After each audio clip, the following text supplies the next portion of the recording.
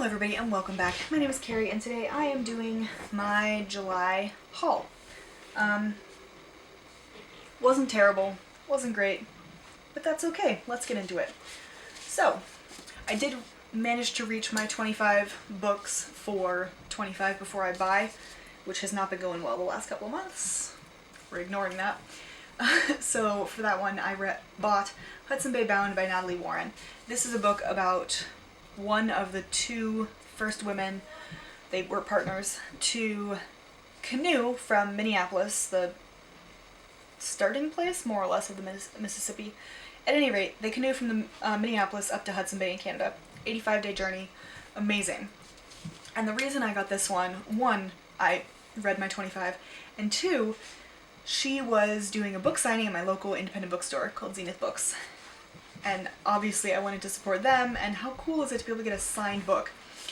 So I now have a signed book, which I just think is really cool. I am very excited to read this, especially having read whatever it is I got my dad for Christmas this year. I can't remember the title of it, but it had to do with a guy traveling across the US-Canadian border in various different ways, and this has sort of the same energy, at least from the synopsis.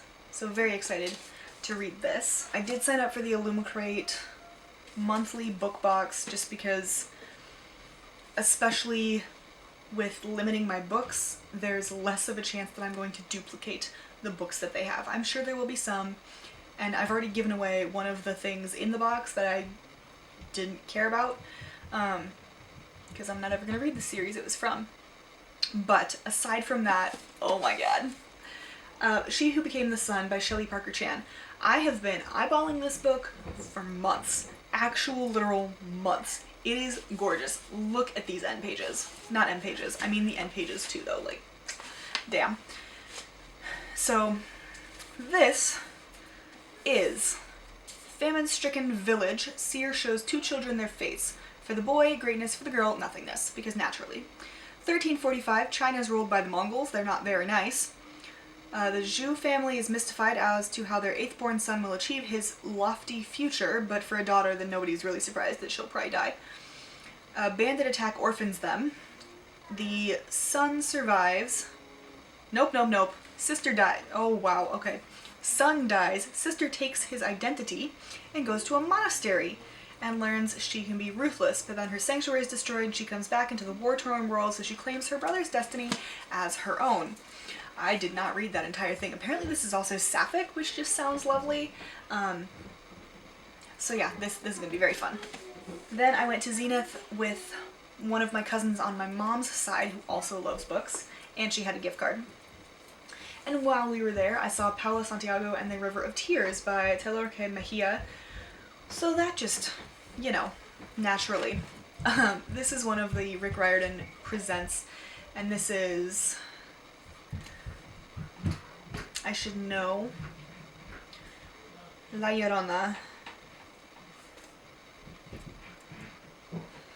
I don't know. I should know, but I don't. It's one of the Rick Riordan presents, so it's a different mythology or folklore. I want to say it's like Hispanic? Latino? Probably Latino, because, I mean, it's La Llorona, but I don't remember if La Llorona is specific to the southwest region of the United States or if it's just Latino in general, but at any rate, La Llorona is in here, so that's going to be fun. And on top of that, I just, you know, I love these books, they're great. Then I got this one, The Falcon Thief, A True Tale of Adventure, Treachery, and the Hunt for the Perfect Bird by Joshua Hammer.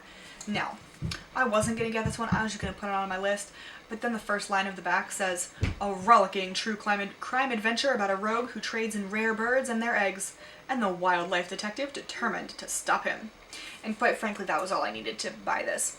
So apparently there's bird trafficking and somebody stops them, and that just sounds lovely. And this one appealed to the lawyer in me, frankly. This is The Gun, the Ship, and the Pen by Linda Colley. This one, if I can get it open. So this, according to the inside jacket, says it traces the global history of written constitutions from the 1750s to the 20th century.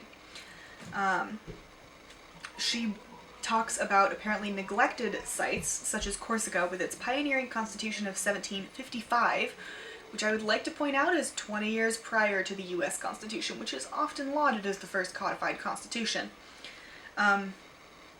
The Pitcairn Island Constitution was the first place to permanently enfranchise women, important, and stuff like that. So, having done not a ton, but I've studied several constitutions at this point. I made it a point to study other countries' constitutions when I was over there, because I'm a nerd. This just sounded fascinating, and this was the first book I picked up and the only one I was going to buy. And then things just devolved from there, but I'm really excited about this one. I mean, I'm excited about all my books, but that's not the point. And then the last one I bought is Half Sick of Shadows by Laura Sebastian. This is a Lady of Shalott retelling, so Lady of Shalott is involved with King Arthur. I don't know in what way, because I don't really remember hearing the name Lady of Shalott.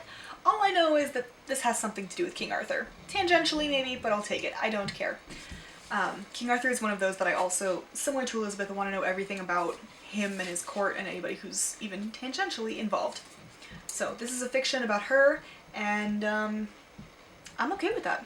So yeah, also that one. Like I said, not sticking to the buy 25 or read 25 before I buy one, but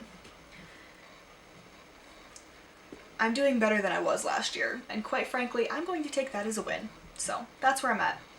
If you've read any of these books, want to read any of these books, etc., etc., let me know down in the comments below, and until then, I will see you in my next video. Bye!